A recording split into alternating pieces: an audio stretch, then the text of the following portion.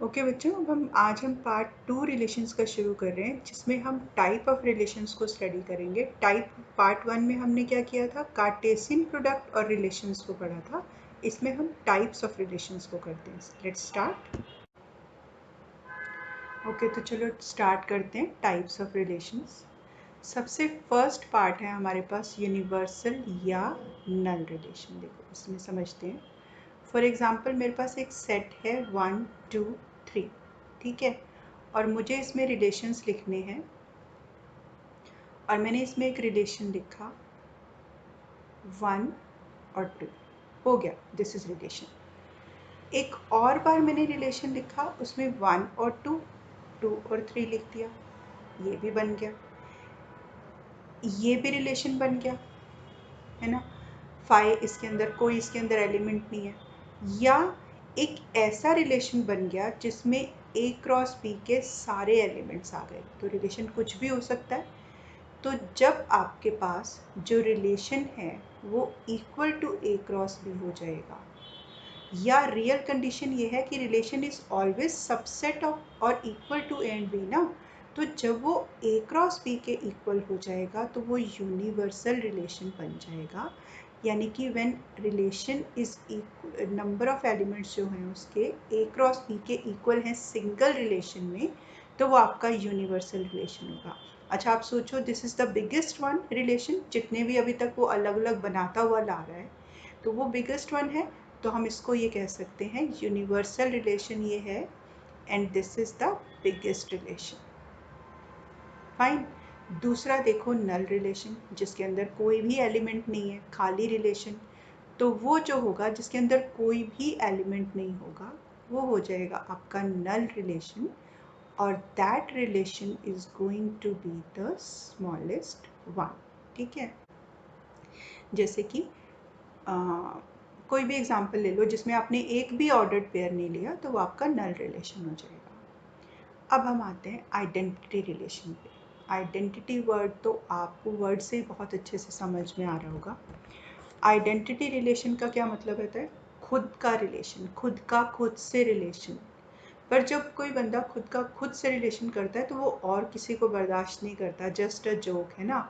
आपको अगर इस चीज़ को याद रखना है तो आप इस चीज़ से याद रख सकते हो। देखो कैसे हम लिखेंगे बेटा, अप्लाइड मैथ्स है, हर एवरी सिंगल वर्ड पे ध्यान दे दोगे ना तो आपकी कभी गलती होगी नहीं। देखो यहाँ पर हम वर्ड्स पे ध्यान देते हैं, every single element itself only. अब इसका क्या मतलब देखते हैं। फॉर एग्जांपल मेरे को सेट दे रखा है 1 2 एंड 3, तो ये मेरे से इसमें रिलेशन क्या चाहता है, हर एलिमेंट हो, 1 भी हो, 2 भी हो, 3 भी हो, और वो खुद से रिलेट भी हो, बस उसको और कोई अपने बीच में नहीं चाहिए। जैसे कि अगर मैं इसके अंदर डाल दूँ 1 1 2 2 एंड 3 3, और इसके साथ में 1 3 भी डाल दूँ, ये इसको नहीं चाहिए। इसको अपने हर एलिमेंट का अपने हर एलिमेंट के साथ ही रिलेशन चाहिए, तो वो आपका हो गया आइडेंटिटी रिलेशन। ठीक है, सेकंड पे आओ। एवरी एलिमेंट तो वही है जो आइडेंटिटी रिलेटेड में कह रहा था, लेकिन टू इटसेल्फ के साथ ना यहाँ पर उसने ओनली वर्ड नहीं लगाया। तो आप देख रहे हो वर्ड के होने की, एक ना वर्ड के होने की वजह से रिलेशन की टाइप ही बदल गई है। तो फॉर एग्जांपल अगर मैं यहाँ पर ही एक ए सेट लूँ 1 2 और 3, और मैं इसमें से चलो पहले कुछ रिलेशंस बनाती हूँ। एक मैंने बनाया 1 1 और 2 2, और एक मैंने बना दिया 1 और 3। ओके, सेकेंड रिलेशन में बनाती हूँ 1 1 2 2 3 3 1 और 3। थर्ड रिलेशन में बनाती हूँ 1 1 2 2 एंड 3 3। क्या ये रिफ्लेक्सिव रिलेशन है? नहीं। क्यों? क्योंकि उसने वर्ड यहाँ पर कहा था एवरी, और हमने यहाँ पर 3 3 नहीं डाला, तो ये रिफ्लेक्सिव नहीं होगा। Every element should be related. क्या ये रिफ्लेक्सिव है? 1 1 भी है, 2 2 भी है, 3 3 भी है, 1 3 आ गया, कोई बात नहीं, उसने इटसेल्फ कहा है, ओनली तो नहीं कहा ना, ये भी रिफ्लेक्सिव हो गया। ये तो हो ही गया कि हर एलिमेंट अपने आप से रिलेटेड है। अभी आप देखो आइडेंटिटी एलिमेंट भी यही था और ये रिफ्लेक्सिव भी हो गया, यानी every identity element identity relation is reflexive. Every identity relation is reflexive. तो आपको रिफ्लेक्सिव का मतलब समझ आया, हर एलिमेंट अपने से रिलेट होना चाहिए, है ना। हर एलिमेंट अपने से रिलेट हो गया, ठीक है। और कोई उसके बीच में आ रहा है नहीं आ रहा, उसको कोई फर्क नहीं पड़ रहा, उसकी अपनी रिफ्लेक्शन हर एलिमेंट की आनी चाहिए। चलो चलो बेटा, अब हम आते हैं सिमेट्रिक रिलेशन। व्हेन एवर, उसने एवरी वर्ड हटा दिया, है ना। एवरी वर्ड हटाने का क्या मतलब है कि वो हमें कोई कंडीशन देगा, वो कंडीशन फुलफिल होनी चाहिए, फिर चाहे उसके अंदर सेट का एक एलिमेंट कहीं पर भी ना आया हो तो भी कोई फ़र्क नहीं पड़ता। सी एग्जाम्पल से देखेंगे तो थोड़ा ज़्यादा समझ में आएगा। मैंने एक सेट लिया से 1 2 3 और मैं इसमें से कुछ रिलेशंस लिख रही हूँ, ठीक है। मेरे पास आया 1 2, ओके, इसको मैथमेटिकली लिखते हैं पहले। उसने कहा A is related to B। अगर A B से रिलेट हो रहा है तो B को भी A से रिलेट होना चाहिए, यानी उनकी मिरर इमेजेस आपस में होनी चाहिए। और अगर आप दूसरी तरह से लिखोगे कि अगर A और B उसके अंदर आ रहा है एलिमेंट में, रिलेशन में, तो B और A को भी उस रिलेशन का पार्ट होना चाहिए। देखो जैसे मैं कुछ यहाँ पर मैंने एलिमेंट्स लिए हैं 1 2 3 और ये मैं उनके बना रही हूँ रिलेशंस। एक ये मैंने R1 बनाया, ये मैं बना रही हूँ R2,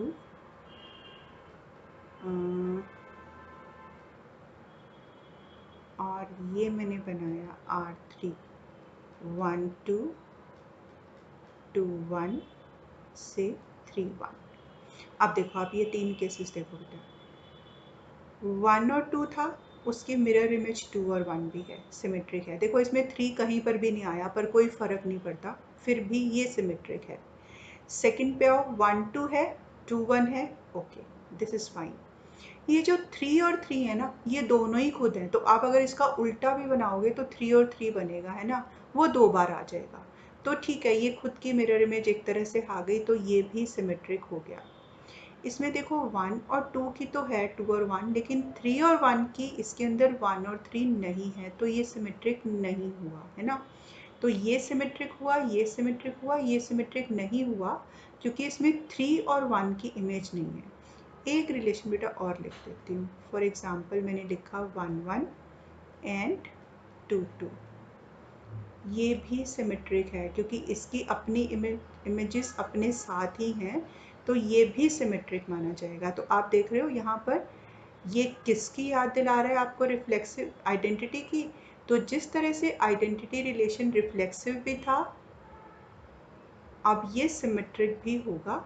तो every identity relation is symmetric too, every identity relation is symmetric too, ठीक है, ओके।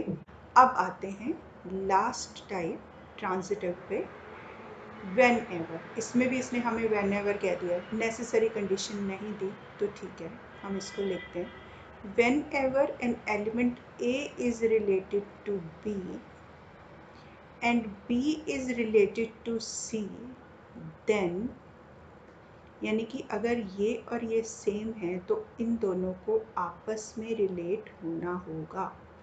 उसने जितनी बात कही है ना, हम उतनी ही कहेंगे। क्या कि अगर ये और ये सेम है तो इन दोनों को होना होगा। इसका एक और भी मतलब निकलता है कि अगर ये और ये सेम नहीं है तो इन दोनों का होना ज़रूरी नहीं है ना। आप शब्दों का हेर फेर समझ रहे हो। देखो मैं फिर से एक रिलेशन बनाती हूँ। फिर से मैंने सेट तो बेटा सब में एक ही लिया है, 1 2 एंड 3, और मैंने इसमें R1 बनाया से 1 एंड 2 2 एंड 3 और 1 एंड 3। ये तो मैंने सिंपलेस्ट बना दिया। एक मैंने बनाया 1 2 2 3 और 3 3। ओके, इसके थोड़े एग्जांपल्स हम ज़्यादा ले लेते हैं। एक मैंने बनाया 1 2 2 3 1 3 और 3 3, और एक मैं और बना लेती हूँ 1 2 2 3 3 1। चलो, अब काफ़ी है।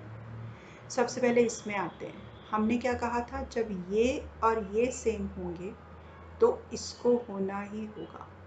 तो इसका मतलब ट्रांजिटिव ढूंढते हुए हमने सिर्फ एक चीज़ ढूंढनी है, ये और ये कहाँ पर सेम है, और उसके हिसाब से रिलेशन को डिसाइड करना है, अदरवाइज होना ही होगा। देखो, ये और ये सेम है, तो क्या 1 और 3 है?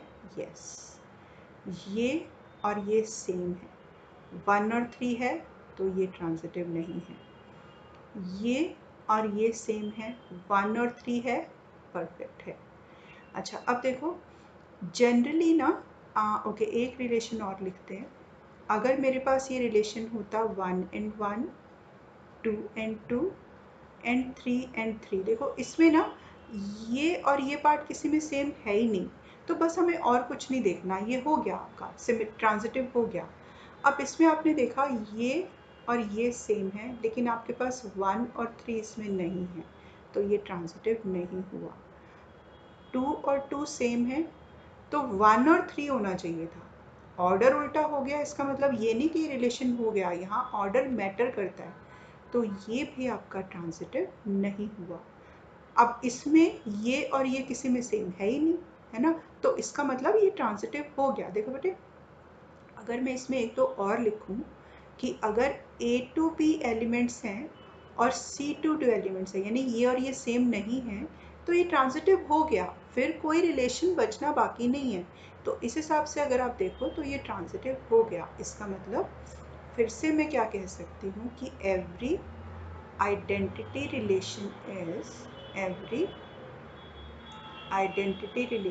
is transitive। सी, तो इसका मतलब अभी तो मैंने सिर्फ यही कर लिया कि आइडेंटिटी रिलेशन रिफ्लेक्सिव भी होता है, सिमेट्रिक भी होता है, ट्रांजिटिव भी होता है, बट ऐसे ही कुछ और भी रिलेशंस हम कर सकते हैं कि रिफ्लेक्सिव रिलेशन सिमेट्रिक होता है, क्या ट्रांजिटिव रिलेशन रिफ्लेक्सिव होता है। तो ये सब रिलेशंस को अभी हम और अच्छे से स्टडी करेंगे एलिमेंट्स के थ्रू। ये कंडीशन टू कंडीशन भी डिपेंड करता है, पर आप पहले इन तीनों को अच्छे से रिवाइज करो, समझ के करो, फिर हम नेक्स्ट पार्ट पे आते हैं। ठीक है, अभी की क्लास में इतना ही। Okay, bye bye. इसको अच्छे से रिवाइज करके आओ।